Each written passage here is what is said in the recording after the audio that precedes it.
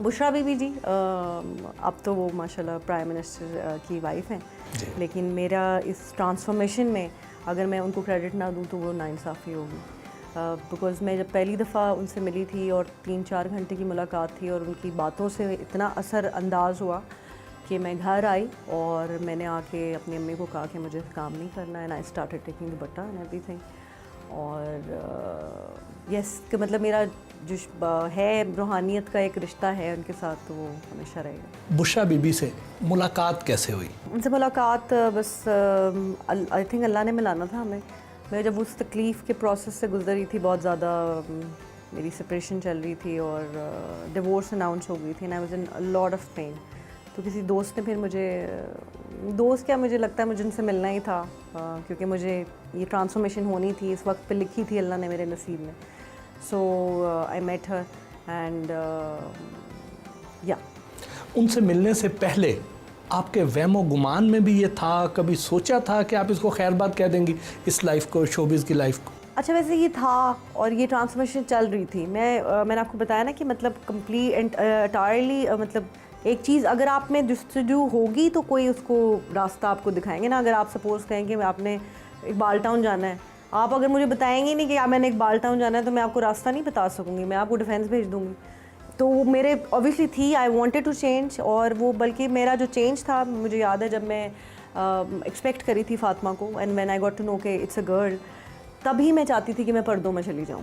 میں چاہتی تھی کہ میں عبایا پہننا شروع کروں، بیکاز میری ایک بیٹی ہے، میں نے اس کے فیوچر کو کیا کرنا ہے. اور یہ خواہش بہت عرصے سے تھی اندر سے، لیکن وہ مجھ سے ہو نہیں رہا تھا، بیکاز مجھے لگتا تھا اچھا حالات نہیں ہیں، میں کیسے کروں گی، گھر کون چلائے گا، عادت اتنی زیادہ ہے فیم کی. لیکن بس وہ اللہ نے جب وہ چاہتا ہے نا، جب وہ بدل سکتا ہے. ورنہ میں ایکچولی کوئی بھی نہیں سوچ سکتا کہ کیسے میں نے کم فیشن کی ہے زندگی میں نے کم چیزیں کی ہیں، اور اب میں اپنی زندگی میں سوچ بھی نہیں سکتی کہ بس اللہ کرے کہ قبر تک جائے حجاب ساتھ انشاءاللہ. زندگی میں جب کبھی مشکلات کا سامنا کرنا پڑا تو کس طریقے سے فیس کیسے انہیں کیا؟ حوصلے سے، ڈر کے، رو کے، کس انداز میں ان کو آپ نے فیس کیا؟ وہ کہتے ہیں نا مشکلیں اتنی پڑیں کہ آسان ہو گئی. اتنی مشکلیں میں نے دیکھی ہیں اپنی لائف میں، کریئر میں بھی اور پرسنل لائف میں کچھ زیادہ رہیں. شاید میں لکی تھی یا ان لکی تھی، لیکن میں ایک بات ضرور وضاحت کرنا چاہتی ہوں کہ میں نے کوشش ہمیشہ اچھی کی. میں نے بہت کوشش کی ہر دفعہ. لوگوں کو لگتا ہے شاید میں ایکٹریس ہوں اور مطلب میں اپنی شادیاں نہیں چلا سکی یا جو بھی یہ تھا، لیکن کوئی عورت بھی نہیں چاہتی کہ وہ ڈیورس لے، یا اس کے ساتھ یہ اسٹگما اسپیشلی ہمارے معاشرے میں لگے. جب آپ کا اخیر ہو جاتی ہے نا، تب آپ یہ فیصلہ لیتے ہیں. خیر میں نے کوشش بہت کی کہ صحیح کرتے رہو. پھر یہ ہوتا ہے کہ میں جب بہت تکلیف ہوتی ہے میں رو لیتی ہوں، اور نماز کا سہارا ہوتا ہے ہمیشہ. اللہ نے ہی کیونکہ کرنا ہوتا ہے، کوئی بچپن سے سیکھا ہی ہے کہ تکلیف ہو یا خوشی ہو نماز پڑھو. اور پھر اللہ کے آگے رو کے اچھی طرح رو لیتی ہوں کہ یار یہ ہو گیا میرے ساتھ. بہت اچھی طرح مہینہ لگا لیں، 2 مہینے لگا لیں، میں روں گی اندر. اس کے بعد پھر میں اپنا وہ کہتی ہوں کہ بس اب بہت ہو گیا، رو لیا، دس ہیز ہیپنڈ، اب یہ تمہاری زندگی میں ہو گیا، اب اس کو فکس کیسے کرنا ہے، let's get up and move on, and then I move on. اور وہ طاقت مجھے اللہ تعالیٰ دیتا ہے. زندگی سے خوش اور مطمئن ہے یا کوئی حسرتیں باقی ہیں؟ الحمدللہ اب تو میں بہت خوش ہوں اور میں بہت مطمئن ہوں، کیونکہ مجھے لگتا ہے for the first time in my life میں صحیح راستے پر ہوں. اور میں اپنے کیونکہ میری اب جستجو ہے اپنے رب کو راضی کرنے کی. کسک یا پھر ریگریٹ جو ہے وہ لائف میں شاید ہوتے اگر میں وہی ایک کالی سی زندگی میں جی رہی ہوتی، لیکن وہ جب سے نور لائف میں آیا ہے تو وہ اس لیے نہیں ہے. ہاں مجھے ایک ریگریٹ ہے کہ یہ چینج اللہ نے جو مجھے اب ہدایت ملی، کاش مجھے پہلے ملی ہوتی. مجھے لگتا ہے بہت سال ویسٹ ہو گئے. مجھے لگتا ہے عبادت کے لیے بہت کم سال ہیں، پتہ نہیں کب میں مر جاؤں. اور وہ جو پچھلے سال ہے نا، میں دیکھتی ہوں تو میں اس میں دیکھتی ہوں کہ مجھے فکر ہی نہیں تھی اپنی قبر کی. مجھے بس یہی فکر تھی کہ پیسے کیسے کمانا ہے، مشہور کیسے ہونا ہے، اچھے کیسے لگنا ہے، پریٹی کیسے لگنا ہے، مقابلے چل رہے ہیں، یا وہ کیوں اچھی لگ رہی ہے یا میں کیوں اچھی لگ رہی ہوں. اب مجھے صرف یہ فکر ہے کہ میں نے کس طرح سے اپنی آخرت سنوارنی ہے، اور میں نے کس طرح سے اپنی قبر مطلب بہتر کرنی ہے، اور کس طرح سے یہ ہو کہ آخرت میں آپ صلی اللہ علیہ وسلم ہمیں دیکھ کے مسکرائیں گے. بس دوبارہ اگر زندگی ملے تو کیا بننا پسند کریں گی؟ دوبارہ اگر زندگی ملے تو میں وہ کبوتر بننا پسند کروں گی جو مدینے میں رہتے ہیں. نہیں بہت، جب میں مدینے کے کبوتروں کو دیکھتی ہوں تو میں یہی ہمیشہ خواہش کرتی ہوں کہ کاش میں کبوتر ہوتی اور میں یہاں پہ مدینے میں چلو پھرتی رہتی آقا صلی اللہ علیہ وسلم کے بعد. I don't believe in these, لیکن آئی تھنک اگر کبوتر ہو وہ لیکن ہو مدینے میں ہو پھر ٹھیک ہے.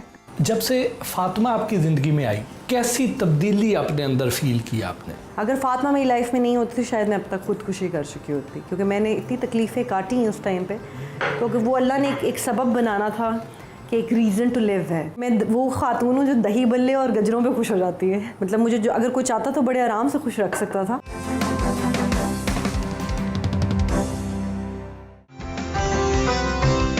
تصوف سے متعلق کتابیں بھی موجود تھیں.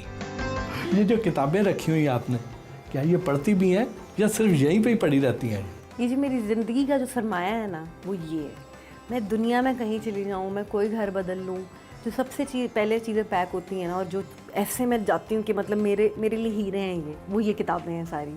کیونکہ میرے ابو نے بھی دیے ہوئے ہیں اور یہ وہ علم ہے جس کی وجہ سے میرا خیال میں جو تھوڑا بہت مجھے پتہ ہے وہ ان سب کتابوں کی وجہ سے. اور میرا بڑا ساتھ دیا ہے ان کتابوں نے میرے کریئر میں بھی اور میری پرسنل لائف میں. اب یہ جو زندگی میں وہ کر رہی ہوں، کیونکہ میرے ابو کہا کرتے تھے، ابو نے اللہ ان کو جنت نصیب کرے کہ انہوں نے شوق ڈالا، وہ کہا کرتے تھے کہ ایک اچھی کتاب پڑھنا ایسے ہی ہے جیسے کہ آپ نے ایک کلاس پاس کر لی. سو بہت شوق ہے مجھے، آئی ہوپ کہ میری بیٹی کو بھی شوق. کس قسم کی کتابیں زیادہ پسند کرتے ہیں؟ مجھے ہر طرح کی کتابیں اچھی لگتی ہیں. فکشن پڑھنا بھی پسند ہے، صوفی بکس پڑھنا بھی پسند ہے. اور جیسے اگر انگلش میں اگر آپ چلے جائیں تو میں نے پولو کویلو جو ہے ہی از مائی فیوریٹ، اس کی ساری یہاں سیریز لگی ہوئی ہیں، یہ ساری اس کی ہیں. اور الکیمسٹ. پھر اگر آپ اس کی طرف آ جائیں تو اشفاق احمد صاحب کو میں نے پڑھا ہے. یہ ممتاز مفتی صاحب کو بہت میں نے ابھی ریسنٹلی اسٹارٹ کیا. واصف علی واصف، انہوں نے کسی نے مجھے انٹروڈیوس کرایا اور آئی واز سرپرائز کہ میں نے پہلے پڑھا ہی نہیں تھا ان کو میں پڑھی ہوں. پھر خلیل جبران کو تو خیر میں میٹرک میں جب تھی میں تب پڑھتی تھی. اب تھینکس ٹو مائی فادر تب میں نے دا پروفیٹ اور وہ ساری چیزیں پڑھی ہوئی تھیں. پھر مجھے مطلب بک پڑھنے کا بہت شوق ہے. اب وقت جب بھی میرے پاس ہوگا میں کتاب پڑھتی ہوں. اور اب تو کتابوں کی کتاب جو ہے وہ سب سے افضل کتاب ہے، وہ پڑھی ہوں. جب سے میں نے قرآن پاک پڑھنا شروع کیا ہے، مطلب 1.5-2 سال ہو گئے ہیں. میں نے ختم بھی کیا ماشاءاللہ 2 دفعہ تفسیر کے ساتھ، لیکن وہ ہلنے ہی نہیں دیتی. اب کتاب کسی اور طرف جانے ہی نہیں دیتی ہے. ہر ٹائم مجھے لگتا ہے ہر ایک آیت میں اتنے سارے مطلب ہیں، اتنے سارے پردے ہیں، اور آہستہ آہستہ وہ پردے اللہ تعالیٰ آپ سے کھولتے ہیں. تو وہ جب سے کتاب پڑھ رہی ہوں اس کے بعد ابھی ذرا ان کو ذرا ہولڈ پہ رکھا ہوا. کہتے ہیں کہ جہاں زخم ہوتا ہے، جہاں درد ہوتا ہے، روشنی بھی وہیں سے ہی پھوٹتی ہے. جی اٹس اے سینگ بائی رومی، مولانا روم کی یہ سینگ ہے اور یہ بالکل حقیقت ہے. درد سے ہی آپ کو، درد سے جب آپ آشنا ہوتا ہے، جیسے میں نے پہلے بھی بات یہی کی تھی کہ کوئی آنسو اللہ کو پسند آ گیا اور اللہ نے مجھے اپنی طرف بلا لیا. تو جو تکلیف آپ کو اللہ کے پاس لے جائے تو وہ تکلیف نہیں، وہ نعمت ہے. سو میں I am thankful to all those people جنہوں نے مجھے اتنی تکلیف دی کہ مجھے دنیا سے نفرت ہو گئی. اور وہ اگر نفرت نہ ہوتی تو شاید مجھے رب نہ ملتا. اور اب میرے پاس رب ہے تو مجھے اس دنیا کی کوئی پرواہ نہیں.